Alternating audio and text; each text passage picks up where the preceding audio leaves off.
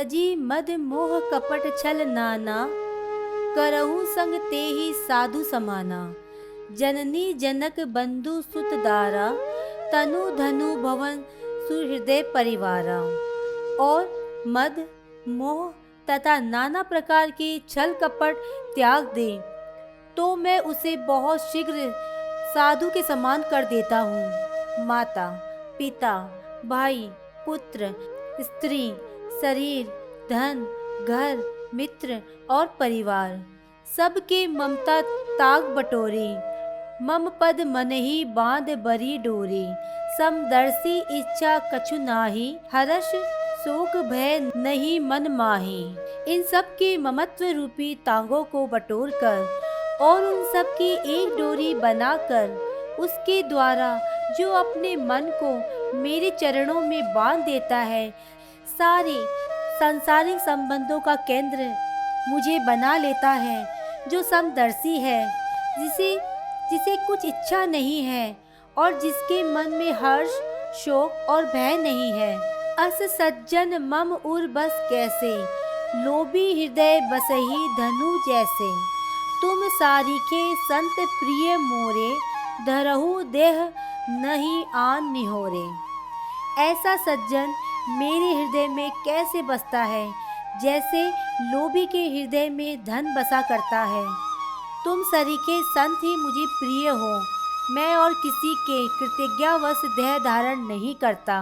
सगुण उपासक परहित निरत नीति दृढ़ नेम, ते नर प्राण समान मम जिन्ह क द्वेज पद प्रेम।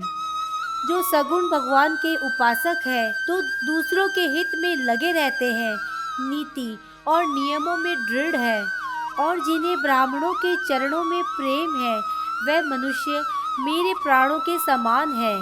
सुनु लंकेश सकल गुण तोरे, ताते तुम अतिशय प्रिय मोरे। राम बचन सुनी बानर जूथा, सकल कहिए जय कृपा बरूथा। हे लंकापति, सुनो, तुम्हारे अंदर उपयुक्त सब गुण हैं, इससे तुम मुझे अत्यंत प्रिय हो। श्री राम जी की वचन सुनकर सब बानरों के समूह कहने लगे, कृपा के समूह श्री राम जी की जय हो।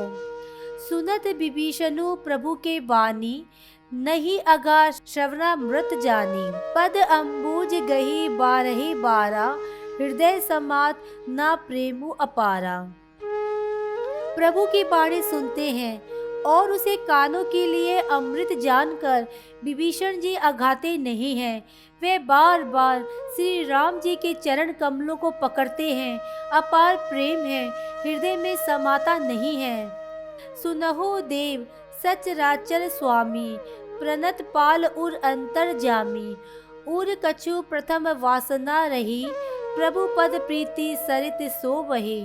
विभीषण जी ने कहा, हे देव, हे चराचर जगत के स्वामी, हे शरणागत के रक्षक, सबके हृदय के भीतर की जानने वाले, सुनिए, मेरे हृदय में पहले कुछ वासना थी, वह प्रभु के चरणों की प्रीति रूपी नदी में बह गई। अब कृपाल निज भक्ति पावनी, देहु सदा शिव मन भावनी। एवं मस्तु कही प्रभु रणधीरा, मागा तुरत सिंधु कर नीरा। अब तो हे कृपालु, शिव जी के मन को सदैव प्रिय लगने वाली अपनी पवित्र भक्ति मुझे दीजिए। एवं स्तु ऐसा ही हो कहकर रणधीर प्रभु श्री राम जी ने तुरंत ही समुद्र का जल मांगा। यद्यपि सखा तब इच्छा नहीं, मोर दरसु अमोघ जग माही। अस कही राम तिलक ते ही सारा, सुमन वृष्टि नव भई अपारा। और कहा, हे सखा, यद्यपि तुम्हारी इच्छा नहीं है, पर जगत में मेरा दर्शन अमोघ है। ऐसा कहकर श्री राम जी ने उनको रास तिलक कर दिया।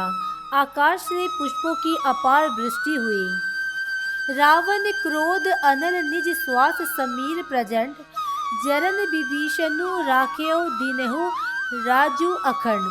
श्री राम जी ने रावण के क्रोध रूपी अग्नि में, जो अपनी श्वास रूपी पवन से प्रचंड हो रही थी, जलते हुए विभीषण को बचा लिया और उसे अखंड राज्य दिया।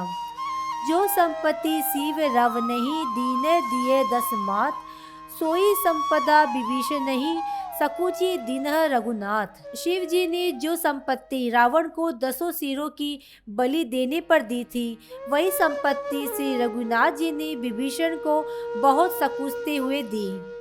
अस प्रभु छाड़ी भजही ले आना, ते नर पशु बिनु पूछ बिसाना, निज जन जानी ताहि अपनावा, प्रभु स्वभाव कपि कुल मन भावा। ऐसे परम कृपालु प्रभु को छोड़कर जो मनुष्य दूसरे को भजते हैं, वे बिना सिंह पूंछ के पशु हैं। अपना सेवक जानकर विभीषण को श्री राम जी ने अपना लिया। प्रभु का स्वभाव बानर कुल के मन को भाया। पुनि सर्वज्ञ सर्व उर्वासी, सर्व रूप सब सहित उदासी, बोले बचन नीति प्रतिपालक, कारण मनुज धनुज कुल घालक।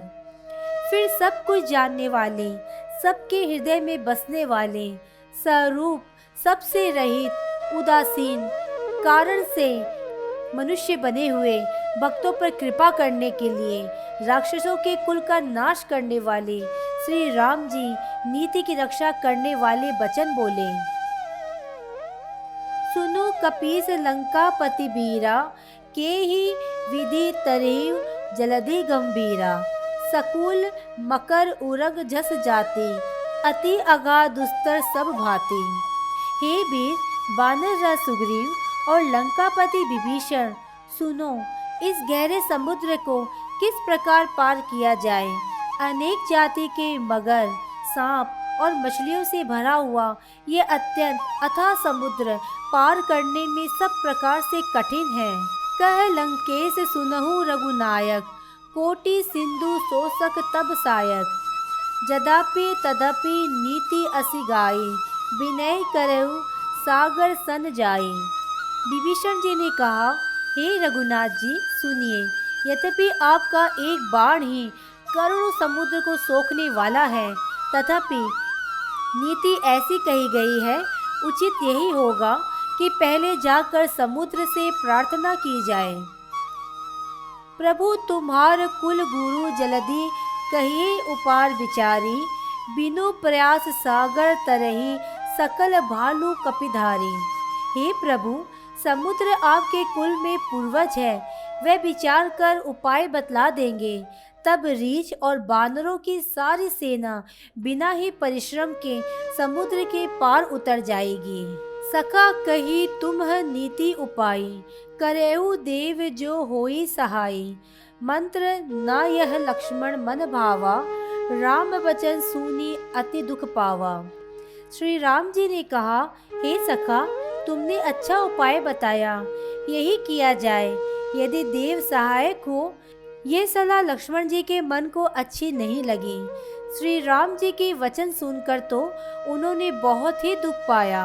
नाथ देव कर कवन भरोसा, सो सही सिंधु करे मन रोसा, कादर मन कहो एक आधारा, देव देव आलसी पुकारा।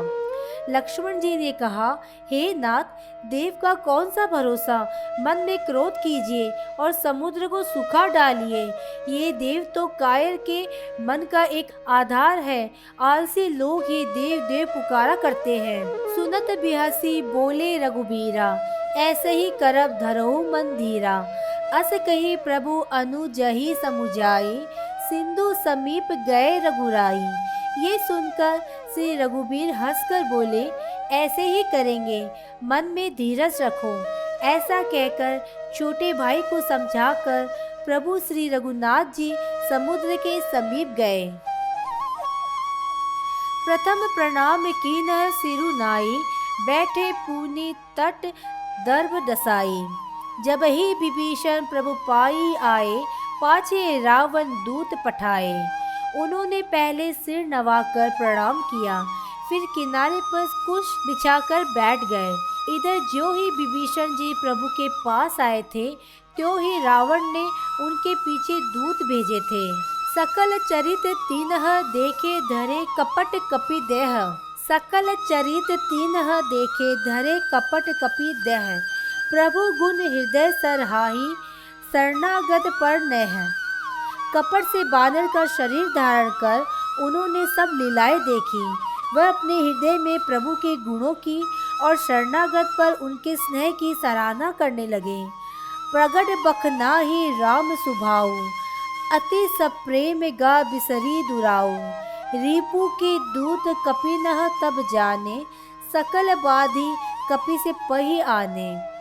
फिर वह प्रकट रूप में भी अत्यंत प्रेम के साथ श्री राम जी के स्वभाव की बड़ाई करने लगे। उन्हें कपट वेश भूल गया।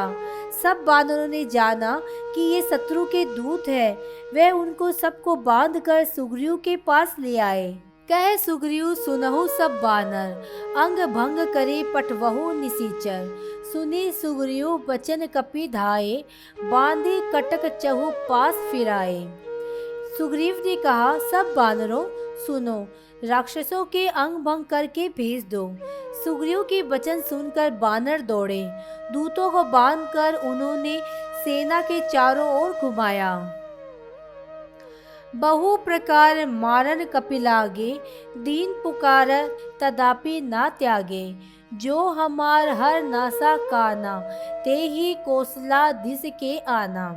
बानर उन्हें बहुत तरह से मारने लगे। वह दीन होकर पुकारते थे, फिर भी बानरों ने उन्हें नहीं छोड़ा। तब दूतों ने पुकार कर कहा, जो हमारे नाक कान काटेगा उसे कौशला दे श्री राम जी की सौगंध है। सुनी लक्ष्मण सब निकट बोलाए, दया लागे हंसी तुरंत छोड़ाए। रावण कर दिजहु ये पाती, लक्ष्मण वचन बाचो कुल घाती। ये सुनकर लक्ष्मण जी ने सबको निकट बुलाया। उन्हें बड़े दया लगी। इससे हंसकर उन्होंने राक्षसों को तुरंत ही छुड़ा दिया और उनसे कहा, रावण के हाथ में ये चिट्ठी देना और कहना, हे कुल घातक, लक्ष्मण के शब्दों को बाचो। कहेहु मुखागर मूढ़, सन मम संदेशो उदार।